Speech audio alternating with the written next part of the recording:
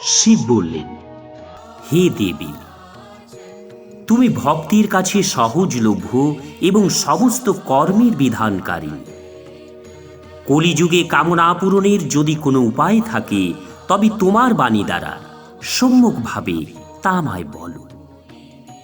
দেবী বললেন, হে দেব, আমার উপরে আপনার অসীম স্নেহ। কলিযুগে সর্বকামনা সিদ্ধির যে সাধন তা আমি বলছি, শুনুন। তার নাম হল অম্বা স্তুতি। ওম এই দুর্গা সপ্তশ্লোকী স্তোত্রের ঋষি হলেন নারায়ণ। ছন্দ অনুষ্টু। শ্রী মহাকালী, মহালক্ষ্মী এবং মহাসরস্বতী হলেন দেবতা। শ্রী দুর্গার প্রীতার্থে সপ্তশ্লোকী দুর্গা পাঠে এর বিনিয়োগ করা হয়। এই ভগবতী মহামায়া দেবী জ্ঞানীদের চিত্তকেও বলপূর্বক আকর্ষণ করে মোহময় করে দেন। হে মা দুর্গা, আপনি শরণমাত্রী, সব প্রাণীর ভয় হরণ করে নেন এবং সুস্থ পুরুষের দ্বারা চিন্তা করলে তাকে পরম কল্যাণময়ী বুদ্ধি প্রদান করে। দুঃখ দারিদ্র ভয় হারেনি দেবী। আপনি ছাড়া দ্বিতীয়া কে আছে, যার চিত্ত সকলের উপকার করার জন্য সততই দয়াদ্র? নারায়ণী, আপনি সর্বপ্রকার মঙ্গল প্রদানকারী, মঙ্গলময়ী, কল্যাণদায়িনী শিবা।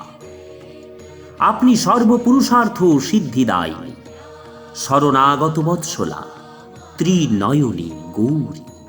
আপনাকে প্রণাম। শরণাগত দীন এবং পীড়িতকে রক্ষায় সতত নিরত তথা সকলের পীড়া নিবারণকারিণী নারায়ণী দেবী, আপনাকে প্রণাম। সর্বস্বরূপা, সর্বেশ্বরী তথা সর্বপ্রকার শক্তি সম্পন্না দিব্যরূপা দেবী দুর্গে, সকল ভয় থেকে আমাদের রক্ষা করুন। আপনাকে প্রণাম। হে দেবী, আপনি প্রসন্না হলে সর্বব্যাধি দূর করে দেন, আবার কুপিত হলে মনোবাঞ্ছিত সব কামনা নাশ করে দেন। যারা আপনার শরণ গ্রহণ করেছে তাদের কাছে বিপদ কখনো আসে না। আপনার শরণ গ্রহণকারী ব্যক্তি অপরের শরণদাতা হন। হে সর্বেশ্বরী, আপনি এই রূপে তিন লোকের সমস্ত বাধা দূর করুন এবং আমাদের শত্রু নাশ করুন।